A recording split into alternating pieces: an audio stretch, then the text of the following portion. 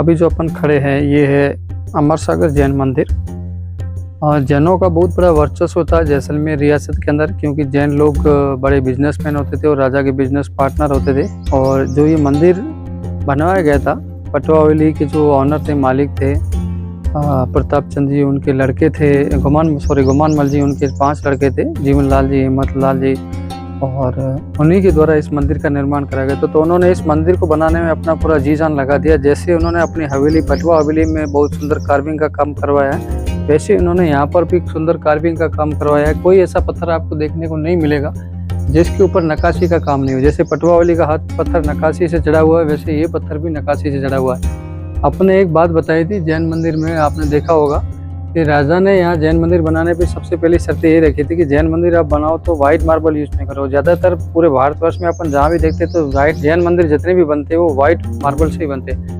तो जब तक वाइट मार्बल नहीं लगता इनका मंदिर कंप्लीट नहीं होता। इसलिए राजा से रिक्वेस्ट करके उन्होंने ये झरोखा लगवाने की भी रिक्वेस्ट की, तब उनको यहाँ मार्बल का झरोखा लगवाने के लिए इजाज़त दी गई। क्योंकि जैसलमेर के राजा बोलते थे कि मेरा किला पूरा पीले पत्थर से बना हो, तो यहाँ जितने भी मंदिर, महल, भवन जो भी बनेगा वो पीले पत्थरों से बनाएगा, जैसे पूरे शहर की एक रूपता बनी रही। और उनका कहना भी सही था। तो ये मकरान से ला करके वाइट मार्बल का जो पत्थर है उससे झरोखा बनाया गया। लेकिन झरोखे के ऊपर जो कार्विंग है वो जैसलमेर शैली से ही बना हुआ, किसी और शैली का नहीं है, ताकि इसे मैच खाता रहे, ऐसे अलग नहीं लगे।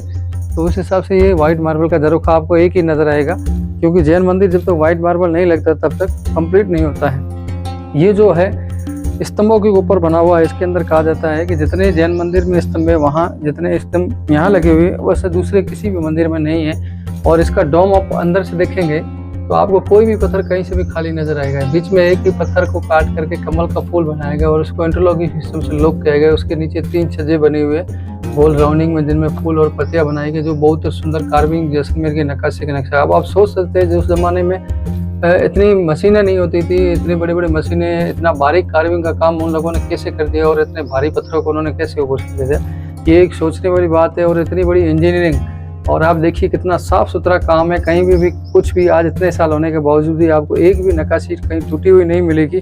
सब जैसी की है वैसी की वैसी है। लगभग ये मंदिर आप समझ लिए 200 से 250 साल पुराना मंदिर है। अब आएंगे अपन अंदर की तरफ। ये जो चौक है इसको डबल डेकर की तरह बनाया गया है। नीचे ये चौक है, यहाँ आदमी खड़े रखते हैं, वैसे ही ऊपर उन्होंने आगे झरोखा लगाने के लिए साइड में बालकनी लगाई इस मंदिर की तरफ तक। अब यहाँ से नीचे से लेकर ऊपर तक देखेंगे जो पिलर्स लगे हुए हैं उनके ऊपर मरगोल लगी हुई है, और उसके ऊपर जो पत्थर भी लगे हुए हैं उन सबको कार्विंग करके लगाया गया है। डोम को इतना सुंदर बनाया गया है कि देखने वाले देखते रह जाते अचंभित हो जाते हैं, ऐसी कार्विंग कहीं नहीं है। और इतने बड़े बड़े पत्थरों को किस तरह से उन्होंने सेट किया, और कहीं भी आपको बाहर में चूना गारा सीमेंट नजर नहीं आ रहा है। और कितनी सुंदरता से उन्होंने इसे फिट किया जैसे प्लास्टिक हो, लेकिन ये ओरिजिनल पत्थर है। और पत्थरों का वजन कितना होता है आप सोच रहे हैं, गोल राउंड में किस तरह काटा गया और किस तरह से लगाया गया, एक सोचने वाली बात है। अपन ने जैन मंदिर किले में देखा था, वहाँ पर भी भैरव जी का स्थान था, और यहाँ पर भी भैरव जी का स्थान है। जो देवी देवता होते हैं उनके सुरक्षा कर्मी माने जाते हैं, गार्ड्स माने जाते हैं ये। तो ये मंदिर की सुरक्षा करते हैं, इनका ऐसा मानना होता है। और मंदिर को सुरक्षा की दृष्टि से बचाने के लिए अपन ने देखा था वहाँ पर हिंदू मंदिर होते हैं, वहाँ पर ज़्यादातर गणेश भगवान की प्रतिमा लगाते हैं। वैसे ये लोग यहाँ पर अपने पार्श्वनाथ और राधेश्वर भगवान की प्रतिमा लगाते हैं अपने गेट के ऊपर। और नीचे वही अपन ने जैन मंदिर जैसलमेर में देखते हैं, राक्षस का मुंह बना हुआ है, ऐसे ये भी बना होता है, ड्रैगन का मुंह बनता है। और नीचे शंख बना हुआ देख लीजिए आप। शंख भी एक ऐसी जगह है जिसमें पानी भर के घर में मंदिर में रखते हैं, तो वो नकारात्मक ऊर्जा को दूर करता है। तो ये भी नकारात्मक ऊर्जा से बचाने के लिए यहाँ पर शंख बनाए गए पत्थर के, जो यहाँ रखे गए। और ये ऊपर देखेंगे आप राक्षस का मुंह है। और फिर अपन अंदर आ जाएंगे। जैसे ये अंदर प्रवेश करते हैं तो ये है यहाँ का दालान यानी जिसको राजस्थानी भाषा में पटियाल भी बोलते हैं। ये इसकी पटियाल है। आप इस पटियाल को देखिए। और इसकी छत को बनाने के लिए 3 तरह के पत्थर यूज किए। आप देखिए पिलर्स के ऊपर जाते हैं, मोल्डिंग बनी हुई है। मोल्डिंग के नीचे अनार के जो सीताफल के फल आते हैं उन्हें बनाएगी, उसके ऊपर गोल राउंडिंग में पत्थर दिएगा। फिर वापस सीताफल के पत्थर लगा के चाप को लगाएगा। उसके बाद में कार्विंग किया हुआ बेस्ट छोटे छोटे पत्थर लगाए, क्योंकि इतने उस जमाने में इतने बड़े लंबे पत्थर नहीं मिलते थे जिससे छत बना सके। तो छत को ऊपर जा करके संकड़ा किया गया, जिससे छोटे छोटे पत्थरों के द्वारा इस पूरे छत को ढका जा सकता है। अब आप छत को देखोगे तो आपका दिमाग काम नहीं करे, कितने सारे पत्थरों को मिला करके ये छत बनाई गई। कम से कम 8 से 10 पत्थर है जिनके ऊपर सुंदर कलाकृति की गई और उसके बाद उसको सबको मिला करके और इतना साफ अलग अलग पत्थरों पे और इतनी ही बारीक कार्विंग काम किया गया है और एक दूसरे का मैच जो किया गया है देखने काबिल है। उनके जॉइंट्स है वो कहीं से भी नज़र नहीं आते हैं। इसके अंदर इतनी बड़ी कलाकारी की गई है और इधर जो छोटी छोटी झरोखे बने हुए जिनमें मूर्तियाँ लगी हुई है, इन झरोखों को आप देखिए, इनके ऊपर भी इतनी बारीक कार्विंग का काम है। जो इतने फूल और पत्तियाँ उकेरी गई इतनी बारीकी से, जो उसमें इतने औजार भी नहीं होते थे, मशीनें नहीं होती थी, सारा हैंडवर्क का काम किया गया और इसको इतनी मतलब सुंदरता से, इतनी साफ सफाई से, साफ गोई से काम किया है और उसमें कितना समय लगा होगा आप सोचने वाले। अगर एक छोटी सी गलती भी कारीगर से हो जाती है, अगर पूरा पत्थर बन के तैयार कर छोटी मोटी कोई फूल पत्ती खराब हो गई तो पूरा सा काम खराब हो जाता था। ये सोचने वाली बात है। अब चलेंगे अपन आगे की तरफ। यहाँ पर से यहाँ आएंगे तो ये मंदिर का परिसर आ जाता है। मंदिर परिसर में अंदर में जो मूर्ति है वो अपन देखेंगे आदिनाथ जी भगवान की बनी हुई है। वाइट मार्बल वाली जो मूर्ति है वो आदिनाथ जी की है और साइड में जो ब्लैक मार्बल की बनी है वो पार्श्वनाथ भगवान की प्रतिमाएं बनी हुई है। अब आगे जाएंगे, विजिट करेंगे लोधोरा मंदिर में, तो वहाँ पर ऐसी बड़ी बड़ी मूर्तियाँ बनी हुई, सहस्त्र फन की बनी हुई है। तो जैसलमेर के राजा जो थे उन्होंने कहा था कि आप जैन मंदिर बनाओ तो उसमें कुछ हिंदू मूर्तियाँ भी बनाना है। तो जैसे बाहर भैरव जी की मूर्ति लगी हुई है, इसी तरह इस तरह की अंदर मूर्तियाँ भी लगी हुई है विष्णु भगवान वगैरह की, जो अपन मंदिर की परिक्रमा करेंगे तब अब देखने को मिलेगा। जैसे आपने वहाँ मंडप देखा था, यहाँ पे मंडप स्क्वायर में, जैन मंदिर में गोल बना हुआ था लेकिन यहाँ स्क्वायर में बनाया गया है। देखिए आप छत को किस तरह से ऊपर ले जाकर के संकड़ा किया गया है और फिर बनाया गया है, जो एक देखने काबिल तारीफ है। उन कलाकारों को, उन इंजीनियरों को सल्यूट करने का मन करता है। कितनी बारीक कार्विंग और कितनी साफ गोई से एक दूसरे पत्थरों को जॉइंट किया है, कहीं से जॉइंट नज़र भी नहीं आता और इतने पत्थरों को, टुकड़ों को अलग अलग करके जोड़ना उस जमाने में, इतने भारी पत्थरों को इतना गोल राउंडिंग में शेप देना बड़ा मुश्किल काम होता था। लेकिन ये जो इंजीनियरिंग है वो आप देख सकते हैं आजकल के इंजीनियरिंग में ये पॉसिबल नहीं है और आपको पिलर्स पे और कहीं दीवार पे खाली जगह नज़र नहीं आ रही है। आप जहाँ भी कैमरा घुमाएंगे वहाँ सब काम किया गया है। तो ये काम जो क्या है हिम्मतमल जी बापना के द्वारा करवाया गया था, जो पटवा हवेली के मालिक थे। तो उन्होंने ये शुरू से उनका एक एजेंडा था कि जिस तरह से पटवा हवेली को नक्काशी से उकेरा गया है वैसे ही आदिश्वर भगवान का मंदिर जो बनाएंगे उसको भी कहीं भी खाली नहीं रखेंगे। जैसा पटवा हवेली में कार्विंग है उससे भी ज़्यादा यहाँ कार्विंग है और बेस्ट कार्विंग हो। तो आप देख सकते हैं जितना पटवा हवेली में कार्विंग है वैसा का वैसा कार्विंग यहाँ पर भी है। अब अपन इधर से चलेंगे, एक राउंड करेंगे मंदिर के पीछे की तरफ से, तो अपन को यहाँ नज़र आ जाएगा ये मूर्तियाँ लगी हुई है जो हिंदू धर्म की है। ये पहली मूर्ति आप देख सकते हैं। राजा ने जैसे बोला था कि जैन मंदिर बनाओ लेकिन हिंदू देवी देवता की मूर्तियाँ ये साथ में रखो, तो ये विष्णु भगवान की मूर्ति बनी हुई है।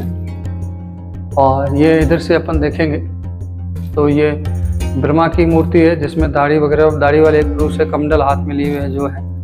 और इधर देखेंगे ये एक सिंह की प्रतिमा है जिसमें शिकारी के नीचे की तरफ है और ये नृत्यांगना की एक मूर्ति है, देख सकते हैं।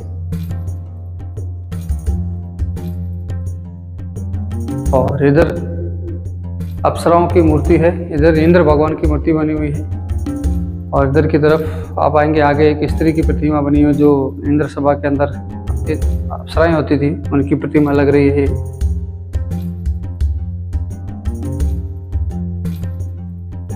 इस मंदिर की आप कार्विंग देखिए और मूर्ति कला देखिए। मूर्ति को अगर आप ध्यान से देखेंगे तो इतनी सुंदर और इतनी बारीक कार्विंग का काम किया गया और इतनी साफ गोई से काम किया गया है कि आपको कहीं लगता नहीं कि 200 साल पुराना मंदिर है। आज भी मंदिर ऐसा लगता है जैसे कल ही बना है। इतना साफ सुथरा मंदिर है, इसकी साफ सफाई भी और इसकी मेंटेनेंस आप देखिए कितने सुंदर तरीके से की गई है। इस समय आदिश्वर भगवान की मूर्तियाँ लगी हुई हैं। और इस मंदिर को बनाने के लिए आपको बता दें कि जैसलमेर का पत्थर यूज किया गया, पीला पत्थर जिसको बोलते हैं गोल्डन सैंडस्टोन, पीला रेत का पत्थर, जिसकी आभा बहुत ही सुंदर है। यहाँ पर भी आप देख सकते हैं बीच में कितनी सुंदर कलाकृति बनी हुई है इनकी छत के ऊपर। यही तो जैसलमेर की खासियत है कि जैसलमेर के पत्थरों के ऊपर जो कार्विंग का काम किया गया है वो देखने लायक है, काबिल तारीफ है। इधर की तरफ आप देखेंगे तो ये जैन धर्म के अंदर एक पट होता है, जितने भी तीर्थंकर होते हैं उन तीर्थंकरों की प्रतिमा बनाई गई है। और इसके बीच में एक शिलालेख है जो भी प्राकृत पाली भाषा में, इधर अंधेरा है दिख नहीं पा रहा है।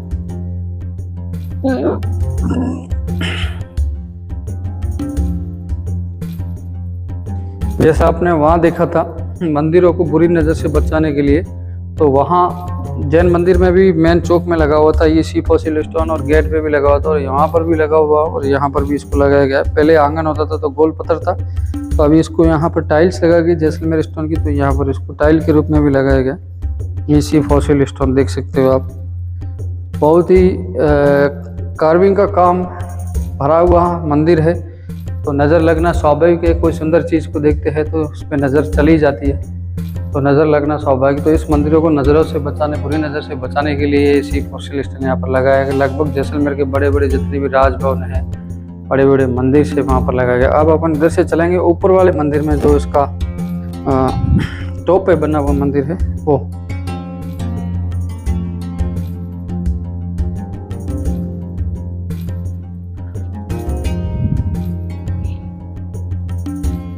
और ये नवलखा बावड़ी बोलते हैं, पीछे की तरफ एक बावड़ी बनी होती है। और यहाँ जो भी महाराज जी, साधु संत जो जैन धर्म से बिलोंग करते थे, वो लोग आके तपस्या करते थे, उनके रहने के लिए और उनके लिए फल और सब्जियां उगाने के लिए एक छोटा सा ये बाग होता था, जिसमें माली लोग रहते थे, और वो जो भी यहाँ साधु या साध्वी रहते थे उनकी सेवा करते थे, फल सब्जियां उगा कर देते थे। अभी ये थोड़ा कम हो गया, देखने के लिए कम मिल रहा है, लेकिन पुराने ज़माने में होता था। और ये वो जो बावड़ी है जिसको अभी पूरा कवर कर दिया गया, जैसे पानी निकाल करके इसको सिंचित किया जाता था। हाँ, बावड़ी देख लीजिए, बावड़ी देख लीजिए। आजकल मोटर का सिस्टम होगा, इसलिए पानी मोटर के द्वारा निकाला जाता है। आप देख सकते हो कितनी गहरी बावड़ी है, कम से कम 100 से 80 फीट के आसपास होगी ये बावड़ी भी।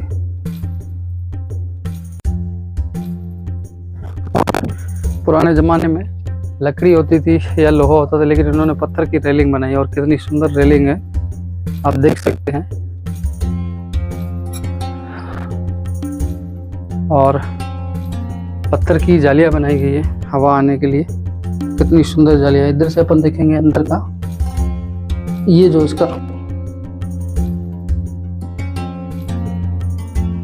ये जो नीचे से अपन ने देखा था उसका डोम का ऊपर वाला भाग है ये, इसको बोलते हैं अष्ट। वहाँ पर अपन ने देखा था अष्ट तोरण था, और यहाँ अष्ट थंब है। अष्ट थंब के ऊपर की तरफ ये डोम बना हुआ है, और डोम के बीच में देखेंगे तो छोटे छोटे कलश बनाए गए हैं। कलश की सुंदर आकृतियाँ यहाँ से दिख रही है। और ये है मार्बल का झरोखा जो अपन ने नीचे देखा था, और इसके ऊपर भी आप देख सकते हैं कितनी सुंदर कलाकृति बनी हुई है। और इसके पास में जस्ट अमर सागर तालाब है। अमर सागर तालाब महारावल अमर सिंह के द्वारा बनाया गया था, जो जैसलमेर रियासत के राजा होते थे। उन्होंने यहाँ ये तालाब और नीचे गांव जो था उसके लिए कुएं और बावड़ियाँ बनाई हुई है, जो छतरियाँ सामने दिख रही है। ये सब यहाँ पर मंदिर के साधु और साध्वी यहाँ पर बैठा करते थे। हवा के लिए बहुत अच्छा स्थान है, यहाँ हवा आती थी, इतनी हवा, मस्त हवा, जिसमें बैठ के आदमी मस्त हो जाता है। और अब अपन ऊपर वाले मंदिर में चलेंगे।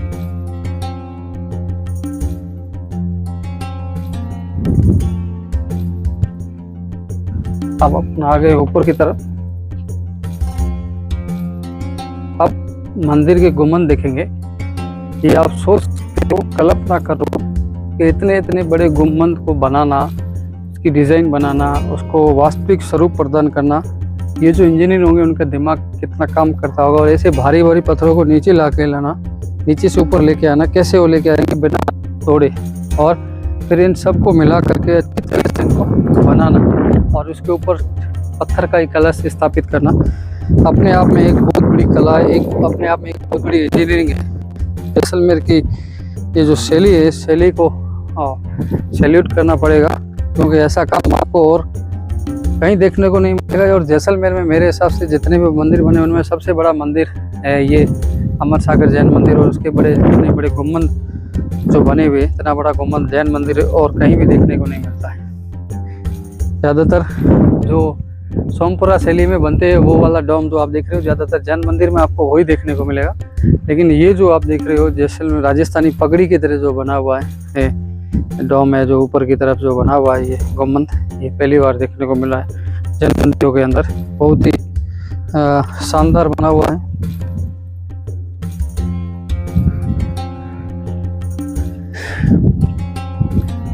यहाँ से भी देख सकते हैं अपन मंदिर का नज़ारा। ये पार्श्वनाथ भगवान जी का मंदिर है, ऊपर नीचे आदिश्वर भगवान का मंदिर था, ये पार्श्वनाथ भगवान। अंदर आप देख सकते हैं ब्लैक मार्बल से बनी हुई बहुत अच्छी मूर्तियां हैं, सुंदर।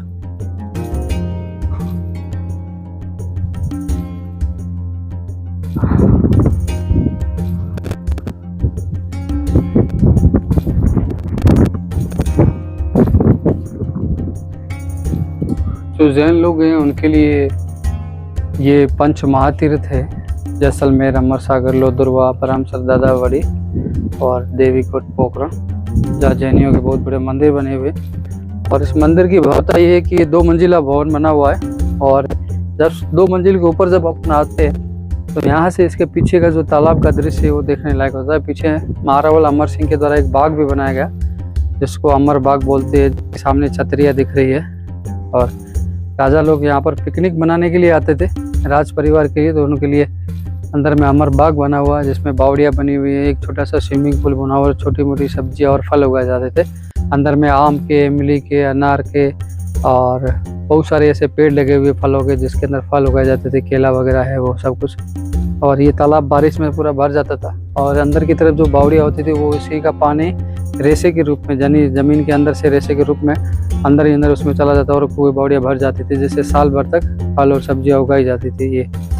ये सारी छतरियाँ बनी हुई है, आप देख रहे हो। अभी तालाब खाली हो गया, तो इसमें जो घास बनी हुई है, पेड़ बकरियाँ वगैरह चल रही है, अभी ये पूरा खाली हो गया, कुछ भाग में पानी रह गया है। तो यहाँ से विंगम दृश्य दिखता है गांव का और अमर सागर बाग का, और मंदिर की भव्यता तो आप देख ही चुके हैं। और बहुत सुंदर काम है, कार्विंग का पीले पत्थर के ऊपर। तो ये अपने आप में एक बेस्ट नमूना है जैसलमेर शैली का। इनके जो ऊपर के जो सोमपुरा शैली में जो छत के ऊपर जो डोम बनते हैं, उनका ये छोटे छोटे मॉडल्स बने हुए हैं, इसको यहाँ पर दिखाया गया है। ऊपर देखेंगे तो हाथी भी बने हुए हैं ऊपर छत की तरफ, और हाथी और शेर भी बने हुए हैं, आप देख सकते हो इसके ऊपर। और हाथियों के ऊपर भी कितनी बेस्ट कार्विंग, कितना बारीक कार्विंग काम करके हाथी की सुंदरता को बढ़ाया। और इसके ऊपर जो पट बने हुए हैं, हाथी के ऊपर जो कवर लगाए गए, सीट कवर वगैरह, जो उसकी पीठ के ऊपर जो कवर लगते हैं, वो काबिल तारीफ है। यहाँ पर तो एक साधु महात्मा को भी ऊपर बिठाए हुए दिखाया गया है। पुराने ज़माने में हाथी की सवारी को शाही सवारी बोला जाता था, शाही सवारी करना। तो ये लोग भी अपने गुरु वगैरह साधु साथी जब जैन धर्म के आते थे, उनके स्वागत के हाथी के ऊपर बिठाकर शोभा यात्रा वगैरह निकालते थे। ये जो जीवनलाल जी और तो हिम्मत राम जी पापना फैमिली के द्वारा बनाया गया बहुत सुंदर मंदिर है। अब अपना यहाँ का विजिट पूरा हो गया है।